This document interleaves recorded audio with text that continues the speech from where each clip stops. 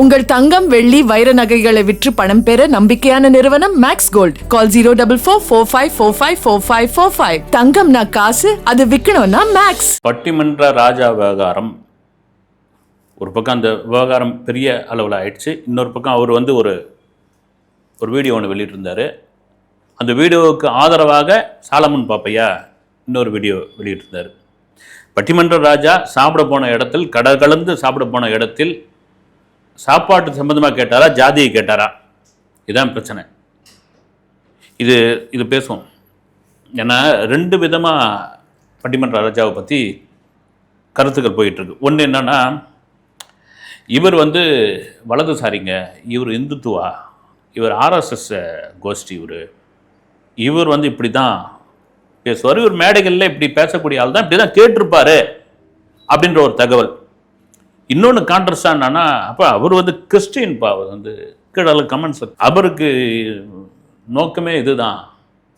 என்னென்னா, அவர் வந்து போகிற இடம் பூரா வந்து, அதுவும் வந்து இந்த கொஞ்சம் நான் கூட ஜாதி பேர் சொல்ல வேணாம், அப்படி இருக்கிறவங்களாம் பார்த்து நீங்கள் என்ன ஜாதி, நீங்கள் என்ன இது, உங்கள் குலம் என்ன, கோத்திரம் என்ன இப்படின்னு கேட்பாரு. இப்போ ரெண்டு விதமான விமர்சனம் இவரை பற்றி இருக்குது. வந்து சரி, இது ஒரு பக்கம் இருக்கட்டும், இது உண்மையா பொய்யா, அப்புறம் அவரோட வீடியோ, அதுக்கப்புறம் வந்து சாலமன் பாப்பையா கொடுத்த வீடியோ, இது இருக்கட்டும். இந்த பாகுபாடுன்ற ஒரு விஷயம் இருக்குது. இவர் வந்து கிறிஸ்துவர்னு ஒரு பக்கம் சொல்லிட்டு இருக்காங்க, இன்னொரு பக்கம் ஆர்எஸ்எஸ்ன்னு சொல்லிட்டு இருக்காங்க. எதுன்னு தெரியல. ஓகே, புது புது அர்த்தங்கள் படம் சூப்பர் டூப்பர் ஹிட்.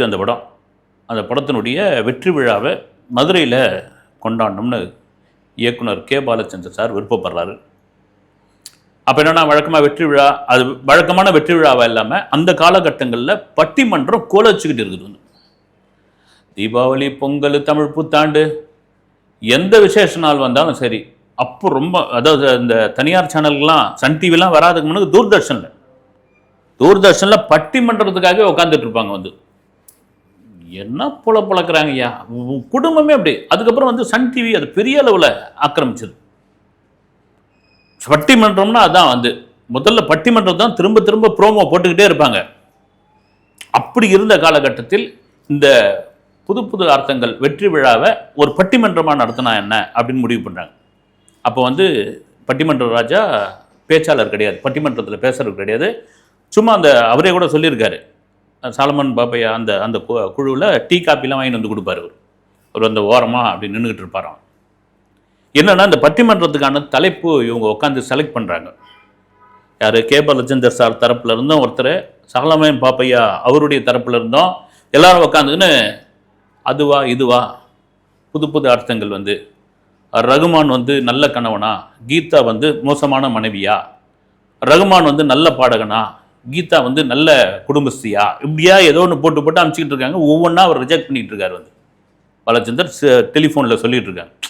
என்ன ஒன்றும் பிடிப்படலப்பா, நல்லா இல்லை, தலைப்பு கேட்சிங்காகவே இல்லை, இன்னும் வேணும் போது என்ன அது இவ்வளோ இது பண்ணியாச்சு அப்படின் போது சும்மா உட்காந்துருப்பாங்களே, அப்படியே உட்காந்துக்கிட்டு இவர் என்ன பண்ணுறாரு, பட்டிமன்ற ராஜா அதை ரெடி பண்ணிட்டு இருக்காரு தலைப்பை.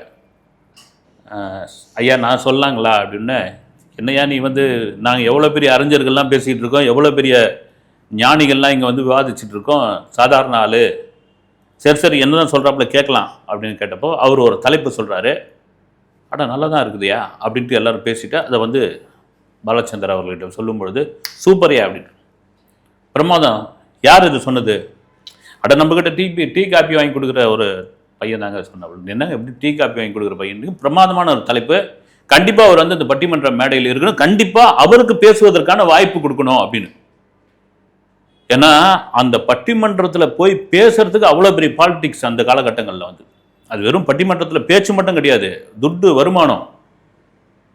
உலக நாடுகளில் எங்கே போனாலும் அவங்களுக்கு அது ஒரு தனி கூட்டம் வந்து, அவங்களுக்கு அவ்வளோ பெரிய உபசரிப்பு, பரிசு பொருட்கள்லாம் கொடுப்பாங்க.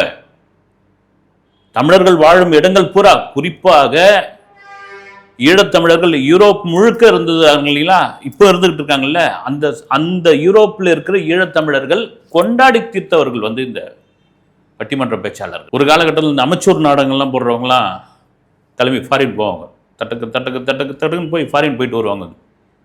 அதில் ஒருத்தர் பேர் சொல்ல விரும்பல, ஒரு நடிகர் வந்து ஃபேமஸ், இங்கேருந்து பட்டு சேலை, அப்புறமா இந்த கைவினை பொருட்கள்லாம் கொண்டு போய் அமெரிக்கா மாதிரியே நாடுகளில் போய் பெரிய விலைக்கு விற்றுட்டு வந்துடுவாராம், வியாபாரம் பார்த்துருவார் அவர். சரி, அந்த டாபிக் உள்ள போக வேணாம். அப்படி ஒரு பெரிய மவுஸ் வந்து பட்டிமன்றத்துக்கு உண்டு. அதனால வந்து இந்த பட்டிமன்றத்தில் பேச விட மாட்டாங்க வந்து, அவ்வளோ பெரிய பாலிடிக்ஸ் இல்லை. அதை மீறி அவர் ஒரு ஓரமும் ஒரு சேர் ஒன்று கொடுத்து உட்கார வச்சுட்டு, அதன் பிறகு கடைசியாக சும்மா ஒரு 4 வார்த்தை டெஸ்ட் போயிடுப்பா அப்படின்னு தொடங்கின ஒரு வாழ்க்கை தான். அதை தொடங்கி வைத்தவர் இயக்குனர் சிகரம் கே. பாலச்சந்தர். இப்போ என்ன சொல்லலாம், பாலச்சந்தர் அவர்கள் அவருடைய கம்யூனிட்டி அதை வச்சு இப்போ பேசி, ஏன்னா என்ன சாதின்னு கேட்டார், இவர் வந்து வலதுசாரி அப்படின்னு சொல்லும்போது இதை ஒப்பிட்டு பேசுகிறவங்க இப்போ பேசுவாங்க. இன்னொரு பக்கம் என்னென்னா, ஏம்பா அவரை காயப்படுத்தணும், அவரை வந்து எங்கேயாவது ஒரு இடத்துல முச்சந்தில் வச்சு அவரை வந்து அவமானப்படுத்தணும் பட்டிமன்ற ராஜாவை, அதுக்காக பிளான் பண்ணி பண்ணது. காரணம் என்னன்னா, அவர் ஒரு சிறுபான்மையினத்தை சேர்ந்தவர். சரி, ஓகே, உண்மையில் என்னதாம்மா நடந்தது? என்னதான் நடந்தது? அமெரிக்கா போயிருக்காங்க, அட்லாண்டா பகுதியில் போயிருக்காங்க. அந்த ஏரியா போயிட்டு ஒருத்தர் வீட்டில் போய், என்ன தமிழ் சாப்பாடு கிடைக்குமா, இல்லை தமிழர்களுடைய உணவு கிடைக்குமா, நம்ம ஊர் சாப்பாடு கிடைக்குமா அப்படின்போது வீட்டு சாப்பாடு ஒவ்வொருத்தர் இப்போ இந்த பட்டிமன்றத்துக்கு போகிறாங்கல்ல, அங்கே இருக்கிறவங்க வந்து என்ன பண்ணுவாங்க, பொதுவாக காலைல டிஃபன் எங்கள் வீட்டுக்கு, மத்தியானம் சாப்பாடு, இரவு சாப்பாடு, ஸ்பான்சர்ஷிப் மாதிரி எடுத்துக்கிறது அவங்களுக்கு ஒரு பெருமையும் கூட. ஏன்னா இவங்க மட்டும் வரப்போறதில்லை, இவங்களுக்கு தெரிஞ்சவங்க அறிஞ்சவங்க நம்ம தமிழர்கள்லாம் வந்து அங்கே வருவாங்க, வந்து இவங்களை பார்க்கறதுக்கு வருவாங்க, செலிபிரிட்டி. அப்படி ஒரு வீட்டுக்கு போயிருக்காரு. போன பொழுது அவங்க வந்து காரைக்குடி நிற்கிறாங்க. நீங்கள் செட்டியாரா அப்படின்னு கேட்டதாக தகவல். அது தகவல் இல்லை.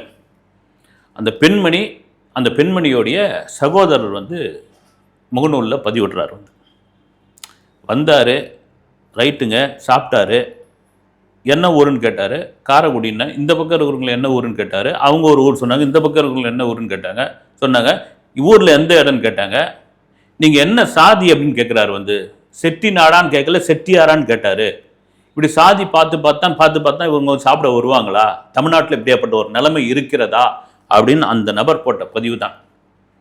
அவர் பட்டிமன்ற ராஜாவுக்கு வேண்டாதவராக இருக்க முடியாது, எதிரியாக இருக்க முடியாது. வந்து ஒருவேளை நடந்ததா நடக்கலையா அப்படின்றத தாண்டி வந்து அதை அவர் போட்டார். அதன் பிறகு என்ன ஆச்சுன்னு தெரியல. இது பெரிய ஒரு 4-5 நாளாக பெரிய வைரலாக ஓடிக்கிட்டு இருக்குது. அப்புறமா அவர் அந்த பதிவை வந்து ப்ரைவேட்டில் போட்டாப்ல, நீக்கிட்டாப்ல, ப்ரைவேட்டில் போட்டாப்ல. இது கொந்தளிச்சுக்கிட்டு இருந்து பல பேர் வந்து கடும் எதிர்ப்புலாம் தெரிவிச்சிருந்தாங்க. அதன் பிறகு பட்டிமன்ற ராஜா ஒரு வீடியோ ஒன்று வெளியிட்டிருந்தார். நான் என்ன சொல்கிறேன், இந்த வீடியோவை பார்த்தேன் நான். அதில் ஒரு உங்கள் மேலே ஒருத்தர் குற்றச்சாட்டு வச்சுருக்காங்க, உங்கள் மேலே ஒரு அவதூறு சொல்லியிருக்காங்க, அது பொய் அப்படின்னு பொழுது அந்த இடத்தில் கோபம் தான் வரும். வந்து நான் அப்படி பேசலையா, நீ வந்து நான் அப்படி சொல்லவே இல்லையா, எவனோ ஒருத்தர் எடுத்து போட்டுருவான். நான் பேசுறதுக்கு ஏதாவது ரெக்கார்டர் வாய்ஸ் இருக்குதா, யாராவது அங்கேருந்து ஷூட் பண்ணாங்களா, நான் பேசுறத யாராவது மொபைல் ஃபோனில் வீடியோவை எடுத்திருக்காங்களா, காமிக்க சொல்லி. நான் பேசலைங்க, என் மனசாட்சிக்கு தெரியுங்க, நீங்கள் என்ன வேணாலும் பண்ணிக்கங்க. இது இப்படி தான் இருக்குமே கண்டி. வாய் ஆடுது, நாக்கு தழுதழுக்குது, உளர்றாரு. நான் அப்படிலாம் கிடையாது, நான் தமிழ் கூறும் நல்லுலகத்தில் தமிழ் சாப்பாடு சாப்பிட்றதுக்காக போனவன், நான் செட்டி நாடான்னு கேட்டேன், நான் எந்த சாதியும் கேட்கல அப்படின்னு. இப்படியாப்பட்ட ஒரு நடுக்கம், இப்படியாப்பட்ட ஒரு இது ஏன் நீங்கள் வந்து அந்த தரப்பு ஆஃப் பண்ண தான் பார்க்குறாங்களே, ஆஃப் பண்ண தான் பார்க்குறாங்க. போல்டாக ஒரு விஷயத்தில் நான் பேசலைங்க, நான் பண்ணலைங்க, அப்படி இல்லை அப்படின்னு சொல்ல வேண்டியது தானே. அந்த வீடியோ முழுக்க நீங்கள் மறுபடியும் பாருங்க. வந்து இதுதான் பல பேருக்கான ஒரு எரிச்சலையும் பல பேருக்கான விமர்சனத்தையும் கொண்டு வந்து வச்சது. அது அதனால் அவர் பட்டிமன்ற ராஜா அப்படியேப்பட்டவர் இல்லைன்னு நான் விசாரித்தப்போ வந்து சில நண்பர்கள், பட்டிமன்ற ஏற்பாட்டாளர்கள், அவர்களெல்லாம் கட்டப்பல் இல்லைங்க, அப்படிலாம் பார்க்கக்கூடிய நபர் கிடையாது. அவர் வந்தார்னா ஒரு பாட்டு பேசிட்டு போவார், இதெல்லாம் பண்ணுவார். அவர் உலகம் முழுக்க போகக்கூடிய ஒருத்தர். இன்னொரு கூட ஒரு நண்பர் சொல்லிட்டு இருந்தார், பட்டிமன்ற ராஜாவும் அப்புறம் பாரதி பாஸ்கரும் பார்த்தீங்கன்னா எல்லாரையும் பேச விடுவாங்க, பேச விட்டுட்டு கடைசியாக பேசுவாங்க. என்னன்னா இவங்க பேசுறது பூரா குறிப்பு எடுத்துக்கின்னு அவங்க அது கவுண்டர் போட்டு அடிப்பாங்கன்னு. சரி, அது அவங்களுடைய தொழில், அதே ஒரு செட்டப் தான். அது பட்டிமன்றம் வந்து ஒரு செட்டப் தான். ஏற்கனவே பல முறை ரிஹர்சல் பார்க்கப்பட்டது.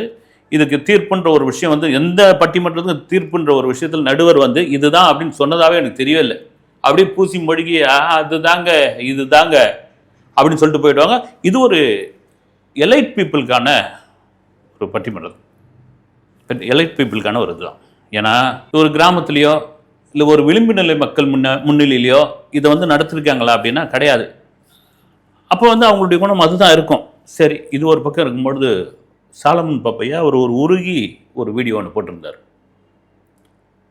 விவேக்குடைய வாத்தியார், இன்னும் 2-3 செலிபிரிட்டிகளுடைய வாத்தியார், பாலாவை கூட, இயக்குனர் பாலாவை கூட வாத்தியார் அவர் தான் நினைக்கிறேன். அவர் என்ன போட்டிருக்காரு, என்னுடைய வளர்ப்பு ராஜா அப்படிலாம் சொல்லியிருக்க மாட்டார், அவர் மேலே வீண் அபாண்டம் பண்ணாதீங்க, அப்படி சொல்லக்கூடிய நபரும் கிடையாது. இவ்வளோ காலம் நாங்கள் என் பட்டிமன்றத்தில் இருந்திருக்காரு, நான் ராஜாவை பார்த்துருக்கேன், முதல் பட்டிமன்ற ராஜாவை உருவாக்குனதே நான் தான், என்னுடைய வளர்ப்பு அப்படி தப்பாக நடந்துக்க மாட்டார் அப்படின்னு சொல்லியிருக்காரு. சங்கர் படத்தில் சிவாஜியில் நடிச்சிங்க, இவரும் நடித்தார், அவரும் நடித்தார். இவர் கூட ராஜா கூட சொல்லியிருந்தார் வந்து, நான் எனக்கு ஒன்றுமே தெரியாது, திடீர்னு கூப்பிட்டவுடனே ஆதித்யா ஹோட்டலில், வடமல்லியில் இருக்க ஆதித்யா ஹோட்டலில் தங்க வச்சுட்டாங்க. இந்த கீழ்ப்பாக்கம் கார்டன் பக்கத்தில் ஏதோ ஒரு வீட்டில் ஒரு ஷூட்டு, கரெக்டாக வந்துடணுங்க அப்படின்னு சொல்லிட்டு போயிட்டாங்க. கீழ்ப்பாக்கம் கார்டன் அது எங்கேயா இருக்குது, எப்படி நான் போவேன், காலையில் எழுந்து எப்படி போனோம், என்ன ஏது ஒன்றுமே தெரியல. டப்புன்னு பார்த்தா ஒரு 5 மணிக்கு எனக்கு வந்து ஃபோன் பண்ணுறாங்க. 6-7 மணிக்கெலாம் காஃபி கொண்டு வந்துடுறாங்க. 7:30 மணிக்கெலாம் ஒரு ப்ரொடக்ஷன் மேனேஜர் வந்துட்டார், கார் ரெடியாக இருக்குது சார்னு சொல்லி ஒரு ஏசி காரில் கூட்டு போயிட்டு அங்கே நேராக கேரவன் இருந்து அந்த கேரவனில் உட்கார வச்சாங்க. உட்கார வச்சவொடனே அந்த மேக்கப் மேனு பேச ஆரம்பித்தார் வந்து, நான் வந்து கேஆர் விஜயாவுக்கு மேக்கப் போட்டிருக்கேன், சாவித்திரிக்கு மேக்கப் போட்டிருக்கேன் அப்படின்னு, உனக்கெல்லாம் மேக்கப் பண்ணமாடா அப்படின்னு அவர் கேட்குற மாதிரி இருந்ததோ என்ன எனக்கு தெரியல, கொஞ்சம் நடுக்கமாக தான் உட்காந்துட்டு இருந்தேன். எல்லாம் போட்டு முடிச்சிட்ட பிறகு ஒரு பனியனையும் ஒரு லுங்கின்னு நினைக்கிறேன், லுங்கியோ வேஸ்டியோ கொண்டு வந்துட்டாங்க. என்னங்கன்னா நீங்கள் வயசான கெட்டப்புங்க உங்களுக்கு, எங்கே நான் என்னங்க அப்படியே அப்படி விற்கலாம் வைக்க போகிறீங்களான்னு, இல்லை இதோட தான் அப்படின்ட்டு அந்த பனியனை அப்படி போட்டுக்கிட்டு நான் நடந்து போனப்போ, கீழே இறங்கி கேரவன்லேருந்தே இறங்கி ஒரு 700 மீட்டர் நான் நடந்து போனப்போ, அந்த ஃப்ளோருக்கு போனப்போ, அந்த வீட்டுக்கு போனப்போ சுற்றி இருந்தவங்க பூரா வந்து, இவர் அந்த பட்டிமன்றத்தில் பேசுவாரா, இவருக்கு என்ன வேஷம் கொடுத்துருக்காங்கன்னு தெரியல அப்படின்னு அவங்க சொன்னதெல்லாம் வந்து எனக்கு ரொம்ப கூச்சமாக இருந்தது. அப்படின்னு கூச்சப்பட்டுக்கிட்டு நான் இது பண்ணேன் அப்படின்னு சொன்னார். சங்கர்னு ஒரு இயக்குனர் கூப்பிடாமல் இருந்தால் நீங்கள் போயிருப்பீங்களா, அவருக்காக தானே போனீங்க. இந்த பக்கம் சாலமன் பாப்பையாவுக்கு வரும், அவரும் நடிச்சிருப்பார். இப்போ சிவாஜி படத்தில் ரஜினியும் விவேக்கும் போய் பொண்ணு பார்க்க போவாங்க, இவர் இருப்பார் பக்கத்து வீட்டுக்காரர். அட வாங்க, எங்கள் வீட்லேயும் 2 பொண்ணு இருக்குது, வாங்க, அங்கவை சங்கவை அப்படின்னு 2 பெண்களுக்கு கருப்பாக மை பூசி கருத்ததுவாக்கி அங்கவை சங்கவைன்னு பேர் வச்சு, அங்கவை சங்கவை யாருன்னு அந்த படம் வந்தப்போ எல்லாரும் விழுந்து சிரிச்சாங்க. மாங்க சிரிச்சு தேட்டர் ஃபுல்லாக கிளாப்ஸாக அழிச்சு வந்து, இதில் வேறு விவேக் வேறு கவுண்டர் வேறு கொடுப்பார், ரொம்ப பொங்க வச்சுட்டீங்களே ஐயா அப்படின்னு. ஆனால் பல தமிழறிஞர்கள், பல இலக்கியம் தெரிஞ்சவர்கள்லாம் வந்து, ஏன் சாலமன் பாப்பையா இதில் போய் இப்படி நடிச்சிருக்காரு வந்து இந்த காட்சியில். ஏன்னா அங்கவை சங்கவை யாருன்னா பாரியோடைய மகள்கள், வள்ளல் பாரியோடைய மகள்கள். அப்படி வேல்பாரி படித்தவங்களுக்கு தெரியும். வேல்பாரி படித்த பிறகு நிறைய பேருக்கு வந்து டென்ஷன் ஆகிட்டாங்க. வேல்பாரி ஒரு பிரமாதமான ஒரு நாவல், அது படித்த பிறகு அப்படியே திரும்பிச்சு வந்து சாலமன் அந்த கேரக்டரில் வேற யாரோ வந்து ஏதோ ஒரு நடிகர் நடிச்சிருந்தா அது பேசியிருந்தா கூட ரைட்டு, இவர் பேசுறது எப்படி நீங்க அனுமதிச்சிங்க அப்படின்னு வந்து, இப்படி பேசலாமா, அது ஒரு உருவகேலி. எங்கிருந்து ஆரம்பிச்சது, ஒரு பெண்களை வச்சு உருவகேலி. அந்த படம் வந்த பிறகு நிறைய வீதிகளில், நிறைய தெருக்கள்ல, நிறைய இடங்கள்ல பெண்களை, கருப்பா இருக்கிற பெண்களை அங்கவை சங்கவைன்னு கூப்பிட்டு கிண்டல் பண்ண சம்பவங்கள்லாம் உண்டுங்க வந்து. அந்த படத்துல சரியா உங்களை வந்து சங்கர் பயன்படுத்திக்கிட்டாரு. ஆனா அது கூட தெரியாம பிரம்மாண்டம், ரஜினி, சங்கர், ஏவிஎம், பல இது அதிகப்படியான சம்பளம், பேரும் புகழும் கிடைச்சிடும். அதன் பிறகு பட்டிமன்ற ராஜா நிறைய படங்கள் நடிச்சார் வந்து. அந்த படத்துக்கு பிறகு தான் நான் வந்து இன்னும் ஸ்டார் வேல்யூ அதிகமாச்சு அவங்களுக்கு. பட்டிமன்றத்தில் அநேகமாக வந்து நான் கேள்விப்பட்டது என்னன்னா, அதுக்கு முன்னாடி வாங்கின தொகையெல்லாம் தாண்டி ஒரு 10 மடங்கு தொகை அவங்க அதிகமாக வாங்கினால தகவல் இருக்கு. சரி, இந்த விவகாரத்துக்குள்ள சரி முடிவுக்கு வரும். ஃபுல்லாக இருக்கும் பொழுது பட்டிமன்ற ராஜா உண்மையிலேயே செட்டிநாடா செட்டியாரா அப்படின்னு கேட்டாரா, ஜாதியை பற்றி கேட்டாரா, உணவை பற்றி கேட்டாரா அப்படின்ட்டு இன்னும் புரியாத புதிராக இருக்கு. அந்த யாரு அந்த பதிவு போட்டார் இல்லைங்களா, இவர் அந்த ராஜா போய் சாப்பிட்டாரு, அந்த சகோதரியனுடைய சகோதரன், அவர் மறுபடியும் வந்து ஒரு விளக்க வீடியோ கொடுத்தால்தான் இதுக்கு முற்றுப்புள்ளி வைக்க முடியும்.